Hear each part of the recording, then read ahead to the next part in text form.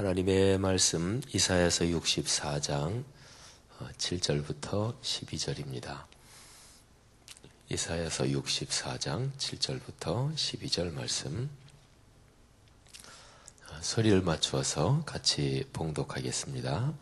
주의 이름을 부르는 자가 없으며 스스로 분별하여 주를 붙잡는 자가 없사오니 이는 주께서 우리에게 얼굴을 숨기시며 우리의 죄악으로 말미암아 우리가 소멸되게 하셨음이니이다.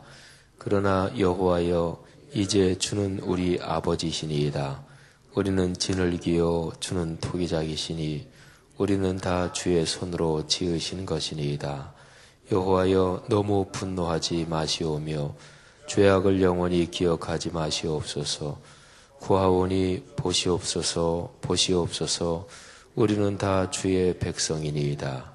주의 거룩한 성읍들이 광야가 되었으며 시온이 황야가 되었으며 예루살렘이 황폐하였나이다.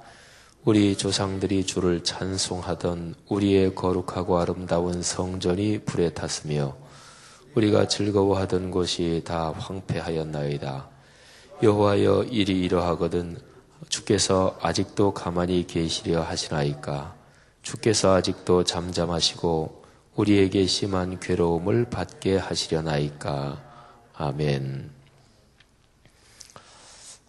오늘 추석날인데 여러분 가정에 하나님의 축복이 넉넉하게 함께 하시기를 축원합니다.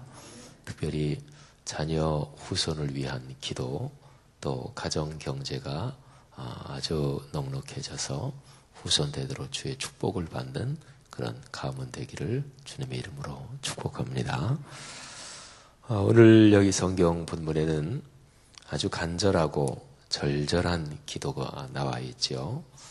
지금 이사야 64장이 대개 내용이 쭉 그런 흐름으로 이어집니다. 가장 무서운 형벌은 무엇일까요? 가장 무서운 징계가 무엇일까요? 가장 무서운 징계, 가장 무서운 형벌은 하나님께서 당신의 얼굴을 숨기시는 것입니다. 전쟁도 무서운 하나님의 형벌, 도구 중에 하나고요. 또 질병도 마찬가지고, 또 마음의 두려움, 공포, 여러 가지가 있겠죠. 근데 근원적으로 따져 올라가면 가장 무서운 형벌은 하나님이 우리를 쳐다보지 않으시는 것입니다. 그래서 성경에 보면 주님의 얼굴을 숨기신다 이런 표현이 있거든요. 그게 사실은 제일 무서운 형벌입니다. 하나님이 얼굴을 가리신다. 얼굴을 숨기신다. 주님께서 우리를 더 이상 바라보지 않으시는 것입니다. 오늘 여기 말씀에도 이제 그런 표현들이 들어있죠. 주께서 우리에게 얼굴을 숨기시며 하는 표현이 있잖아요.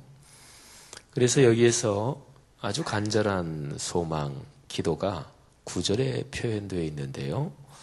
구하오니 보시옵소서, 보시옵소서. 우리는 다 주의 백성이니이다. 그러니까 하나님이 얼굴을 돌리지 마시고 외면하지 마시고 우리를 보시옵소서 하는 간절한 기도죠. 그리고요, 오늘 여기 말씀에서 주는 우리의 아버지십니다. 이런 표현이 또 나오죠. 이거는 우리가 어제 본 월요일 날짜 말씀 거기에 보면 주는 우리의 아버지십니다. 이 표현이 한 절에 3번이나 나옵니다.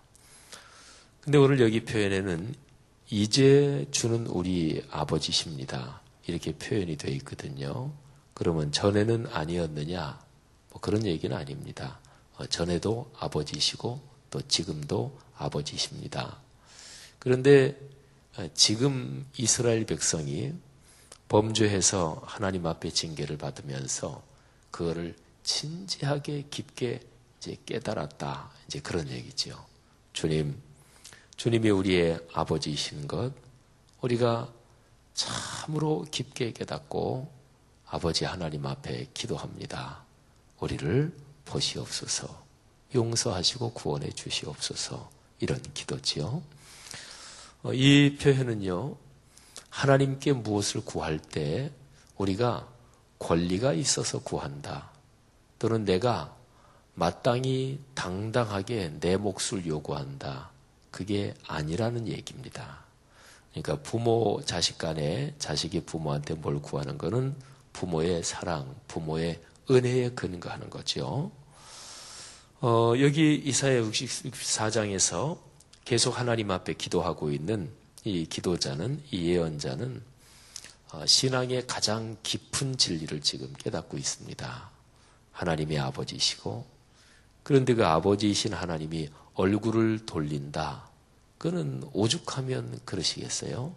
그래서 다시금 간절히 구하는 것이, 다시 한번 우리를 보시옵소서, 주님의 은혜에 매달리고 있는 거죠. 여러분, 신앙생활을 하면서 이것을 깨닫는 것이 신앙의 가장 깊은 깨달음입니다. 이것을 우리가 생각할 때, 그때 우리는 신앙의 가장 깊은 인식, 그 자리에까지 가 있게 되는 것이죠. 그러니까 은혜로만 산다는 거죠. 하나님 아버지의 자비, 베푸시는 거기에만 기대서 우리가 근본적으로 살 수 있다, 그런 거죠. 하나님의 은혜를 늘 구하는 여러분과 저가 되기를 바랍니다. 그리고요, 가장 무서운 형벌은 하나님이 당신의 얼굴을 숨기시는 것인데요, 그것 때문에 나타나는 결과가 있습니다. 그러니까 근원적으로 따져 올라가면 하나님이 얼굴을 돌리시는 것, 이게 제일 무서운 형벌인데, 그 근원적인 무서운 형벌 때문에 어떤 결과가 나타나는가, 이제 그게 10절 말씀부터 거기에 기록이 되어 있습니다. 10절, 11절에 보면 광야가 되고 황폐해졌다, 이런 표현이 나오는데, 다 해서 네 가지가 그렇게 광야가 되고 황폐해졌다, 이렇게 말씀하고 있죠. 자, 순서대로, 이게 중요합니다. 순서대로 그게 잘 기록이 되어 있는 건데요. 10절 처음에 보면 뭐가 광야가 돼서 황폐됐냐면 거룩한 성읍들, 그죠? 그러니까 이스라엘 전체에 있는 여러 성읍, 그 많은 수많은 성읍들이 다 광야가 되고 그리고 황폐해졌다, 그런 거고, 두 번째는 뭐예요? 시온이. 그리고 세 번째는 예루살렘이. 자, 우선 요거 세 개만 한번 살펴볼게요. 전체 이스라엘에 있는 성들, 마을들, 그게 황폐해졌다. 그 다음에 두 번째는 범위가 좁혀집니다. 시온, 이거는 예루살렘을 둘러싼 주변 산지, 거기를 시온이라고 그래요. 시온 산지. 그러니까 전체 이스라엘을 얘기하다가 이제 범위가 좁혀서 시온도 광야가 되고 황폐해졌습니다. 그 다음에 세 번째는 범위가 더 줄어들지요. 바로 시온 산지 안에 있는 예루살렘. 예루살렘도 황폐됐습니다. 그리고 이제 마지막으로 네 번째 11절에 거기에서 뭐가 불에 타고 뭐가 완전히 황폐해졌냐면 성전, 그렇게 되어 있죠. 성전 앞에 붙은 수식어를 한번 보세요. 우리 조상들이 주를 찬송하던 성전입니다. 또 우리의 거룩한 성전이고 아름다운 성전입니다. 근데 그 성전이 불에 탔습니다. 그리고 완전히 황폐해졌습니다. 우리가 즐거워하던 곳이 다 황폐해졌습니다. 예루살렘 그 도성 안에, 그 안에 성전이 있습니다. 그러니까 10절, 11절에 보면 범위가 점점 줄어들죠. 전체 이스라엘, 그 중에 시온산지, 시온산지 안에 있는 예루살렘, 그리고 예루살렘 안에 있는 성전. 여기 기도하는 사람이, 이 선지자가 얼마나 깊은 깨달음에 이르렀는가 하는 것을 우리가 알 수가 있습니다. 하나님의 가장 무서운 형벌은 얼굴을 가리시고 외면하시는 건데, 하나님이 외면하시면 하나님의 얼굴 빛을, 그 은혜를 받지 못하니까, 그러니까 황폐해지는 거죠. 시드는 거지요. 그런데 제일 중요한 것이 무엇인가? 그게 바로 성전입니다. 신앙생활을 하시면서 예배의 자리가 귀하다 이거를 깨달으면 그거는 신앙의 가장 중요한 깨달음을 얻은 것입니다. 그리스도인으로 삶의 길을 걸어가면서 하나님의 집, 교회당, 예배당에 와서 그래서 하나님께 예배하는 그 자리가 생명과도 같다. 그거를 깊이 절실하게 깨닫는다면 그거는 신앙에서 가장 위대한 깨달음을 얻은 것입니다. 교회라는 말은요, 근본적으로 성경 원어에 따르면 성도들이 모여서 하나님 앞에 예배드리는 그 공동체를 가리켜서 교회라고 그래요. 우리가 보통 교회 그러면 성락성결교회 또 이 근처에 있는 어느 다른 교회 그러면 교회 건물을 먼저 생각하는데, 근데 성경의 근본적인 의미는 건물이라기보다도 성도들이, 믿는 사람들이 모여서 하나님께 예배하는 그 공동체, 사람들의 모임, 그걸 가리켜서 교회라고 그래요. 그래서 건물을 얘기한다면 집 당자를 붙여서 교회 당 이렇게 얘기하는 게 훨씬 더 정확하지요. 그런데 이 교회 건물을 표현하는 가장 정확한 말이 있습니다. 그거는 예배당입니다. 예배당. 왜 그러냐면 교회는 근본적으로, 교회 건물은 근본적으로 예배하기 위해서 지어진 건물이기 때문에, 그래서 교회 건물을 표현할 제일 전통적이고 제일 중요한 말은 바로 예배당입니다. 교회 건물을 성전이라고도 표현을 하잖아요. 우리 교회도, 우리 교회 별명, 우리 교회 전체 건물의 별명이 말씀 성전입니다. 글자 그대로 거룩한 집 이런 뜻이지요. 왜 거룩한 집일까요? 거기에 하나님께서 계시기 때문에 그래요. 그러면 하나님은 교회당, 교회 건물에만 계시고 집이나 사회나 직장에는 안 계십니까? 물론 거기도 계셔요. 거기도 계시지만 우리가 사람 육신을 입고 사는 약하고 불완전한 존재이기 때문에 우리가 인생길을 걸어갈 때 하나님은 특별한 장소 그리고 특별한 시간 거기에 각별하고 특별하게 임재하셔서 다시 한번 은혜를 주시는 거예요.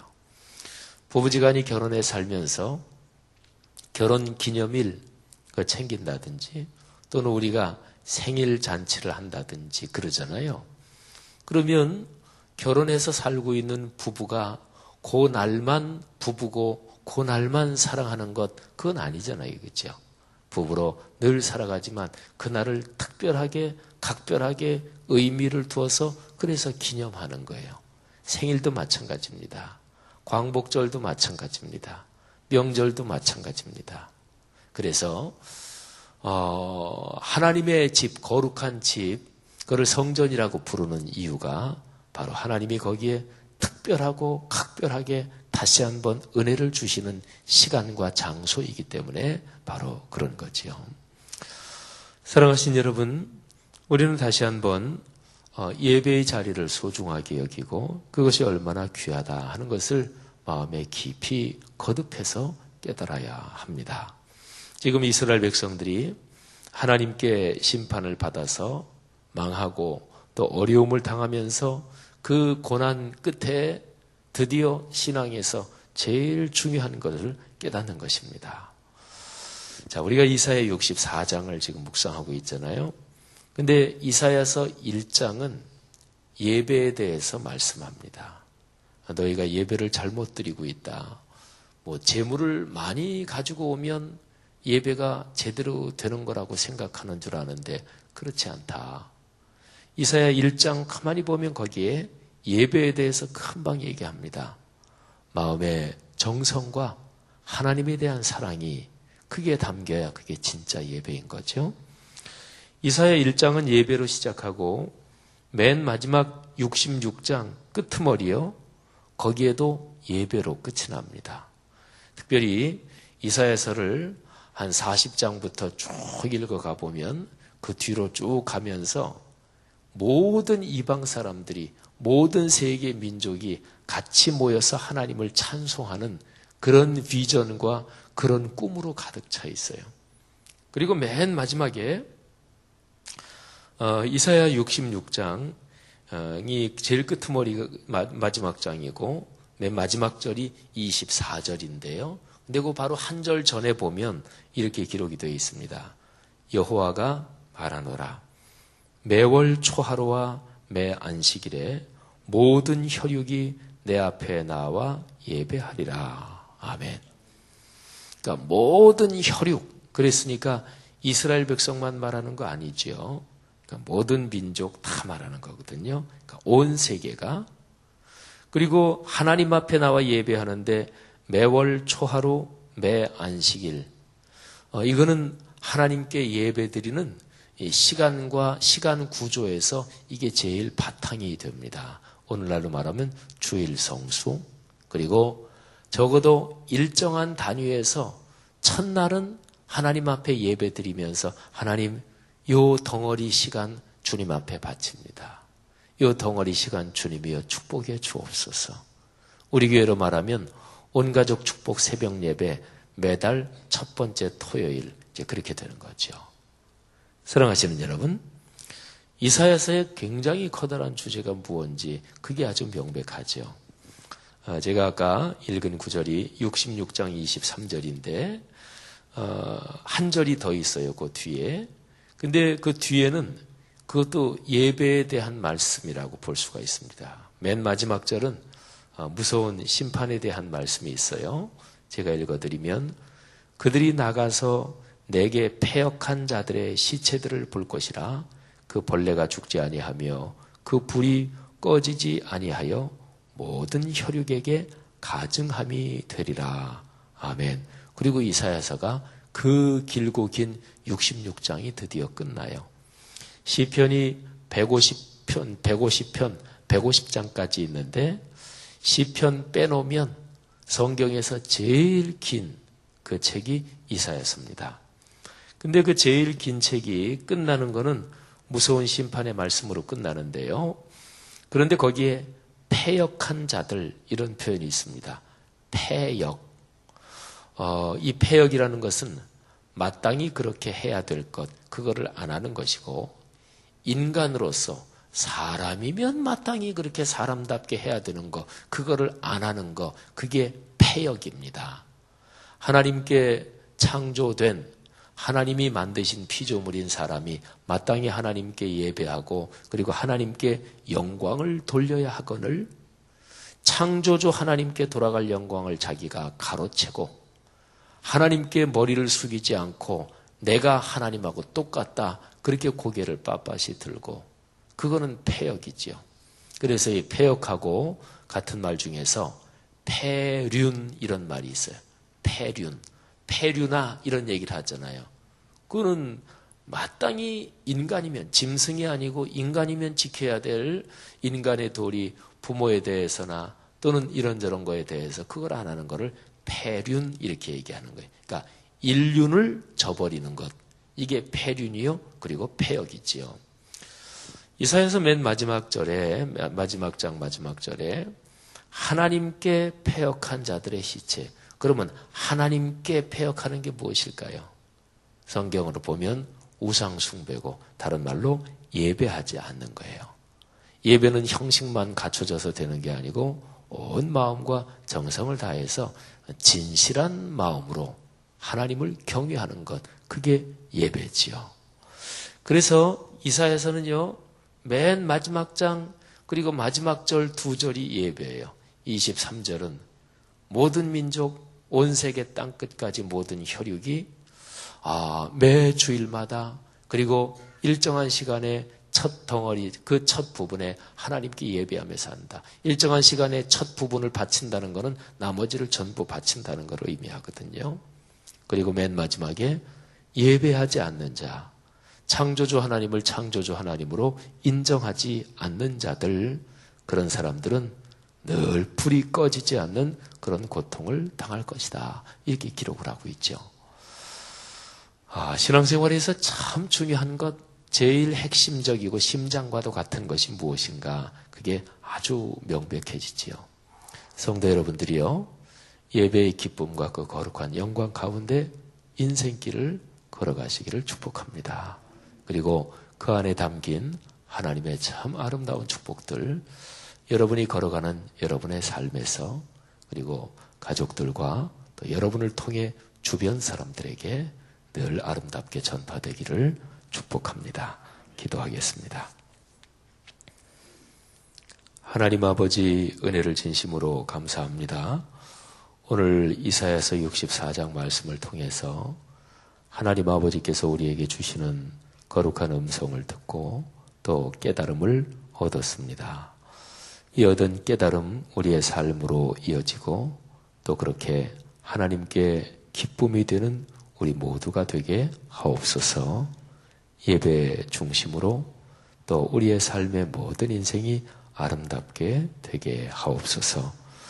흩어져 있는 우리 성도분들의 아들, 딸들, 또 손녀, 손자들, 후손들, 또 형제, 또 부모님, 친지, 가족들, 하나님이 이 한가위에 늘 있는 곳에서 복을 주시옵소서. 하나님 가정, 경제 넉넉하게 붙들어 주시옵소서. 그래서 우리 자녀들의 진학, 취업, 결혼 문제 축복에 주옵소서. 사업이나 직장, 가게, 공장 하나님이 축복에 주옵소서. 또 글로벌 비즈니스 하시는 분들도 계십니다. 하나님이 특별한 은총으로 축복해 주옵소서.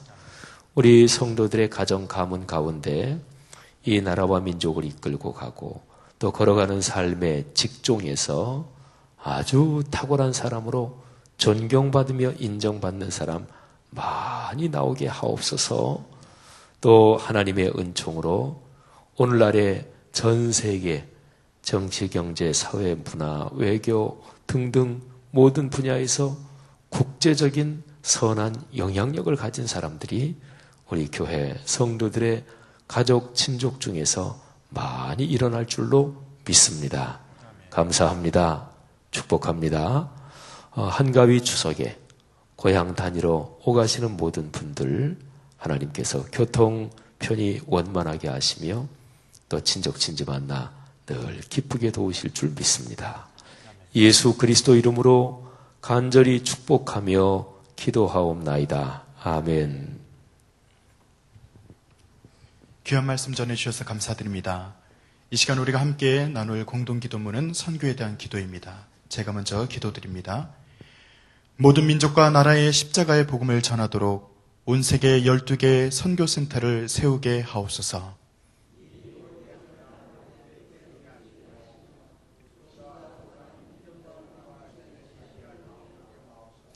성경에 기록된 약속대로 주님께서 다시 오실 때까지 이 아름다운 발걸음이 강물처럼 들불처럼 이어지게 하시고 주님 뜻이면 어디든 순종하며 나아가는 선교 공동체에게 하옵소서. 한 사람을 사랑하고 찾으시는 하늘 아버지의 마음이게 하옵소서. 아멘. 함께 주기도문 하시겠습니다.